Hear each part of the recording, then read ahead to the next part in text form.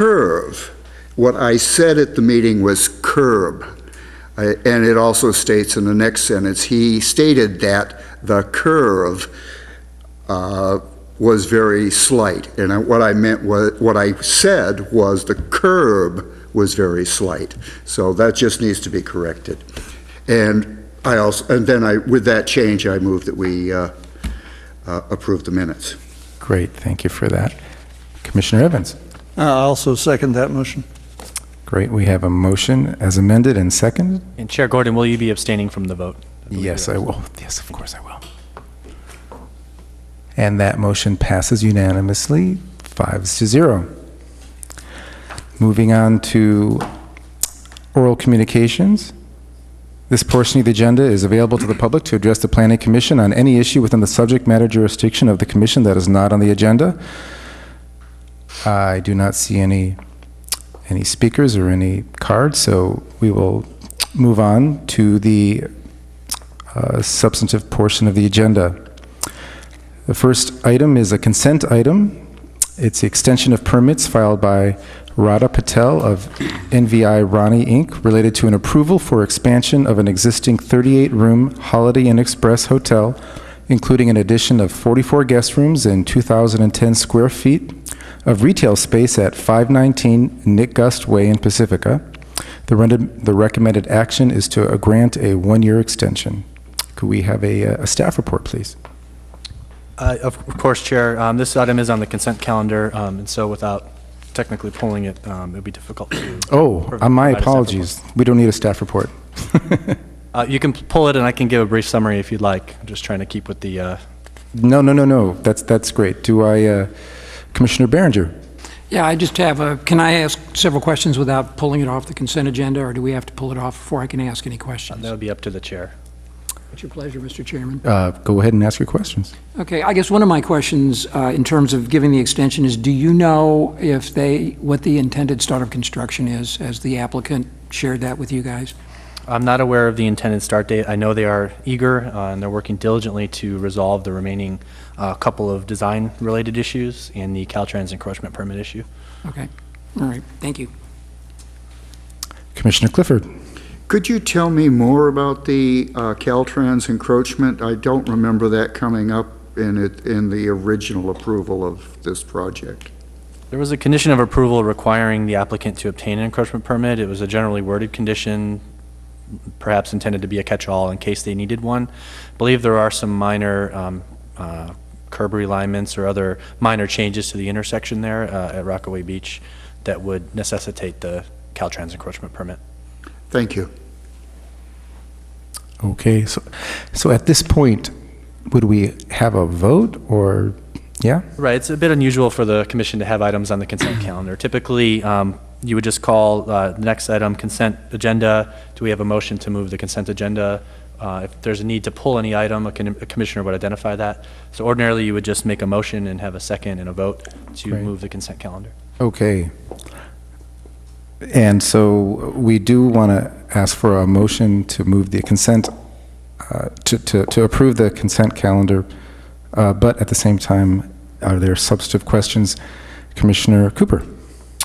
The commissioners don't have anything. I'll go ahead and make a motion. I'll make a motion that the Planning Commission extend the expiration of the date of the coastal permit CDP 338-13, site development permit PSD 784-13, use permit UP-028-13, and the variance of PV-509-13 to March 13th, 2017. Thank you, Commissioner Clifford. I'll second that motion. Great. Please vote. That passes unanimously, 6-0. Moving on to, we have one item for the public hearing. It's a site development permit, PSD 808-16, coastal development permit CDP 365-16, and variance PV 516-16 filed by applicant and co-owner Christian Boschberg for the addition of a third garage space and bedroom above to legalize the existing second unit, add a half bathroom and laundry room, and the expansion of the master bedroom of an existing two-story residence located at 252 Stanley Avenue in Pacifica. Recommended CEQA status is a Class 1 categorical exemption, and the recommended action is to continue the application to the Planning Commission meeting of August 1st, 2016. Could we have a staff report? Thank you, Chair, and good evening, Commissioners. This item was being processed by staff and met all of the city's requirements for determining the application complete. Typically, staff would prepare a staff report for a categorically exempt project within 60 days of the completeness determination. In this case, staff was processing and preparing a staff report and identified some additional facets of the project that required further analysis. After consulting with the applicant, we thought it was best for a fair hearing of the project to continue the public hearing to allow staff more time to analyze the project and prepare an appropriate set of recommendations to the Commission. Thank you very much. So, given those circumstances, perhaps someone wants to entertain a motion here. Commissioner Cooper.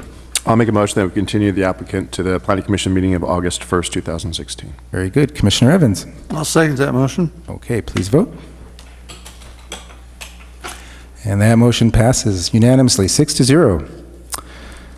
We have a consideration item to consider for the Library Advisory Committee appointment. Looks like we need to appoint one planning commissioner to the Library Advisory Committee.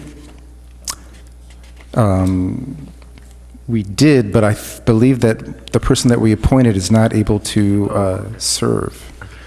Do we have a staff report? Yes, thank you, Chair. The Planning Commission previously appointed Commissioner Clifford to serve as the Planning Commission's representative to the Library Advisory Committee. He has since indicated he's not able to continue his participation in that process, which returns us back to the Planning Commission to see if we can select another member to serve in that capacity. Great, thank you. And if I could, Chair, it's just important to note that the first meeting will be next week, July 27th. And so hopefully whoever is selected by the Commission can attend that first meeting. Thank you. I see Commissioner Clifford. I wanted to let everybody know that it's simply because I'm still recovering from my recent accident, and I don't believe that I can give 100% to the committee.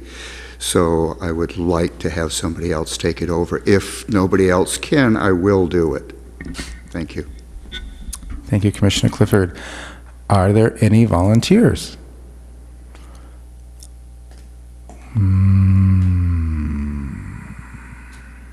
Commissioner Evans.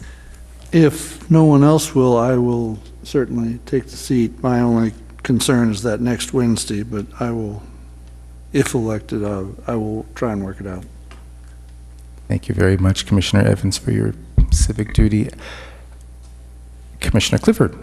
I would be happy to go to this coming meeting and inform you of what has happened at that, so that I know this is all short notice and I can handle that, but I just know I can't handle the long-term commitment.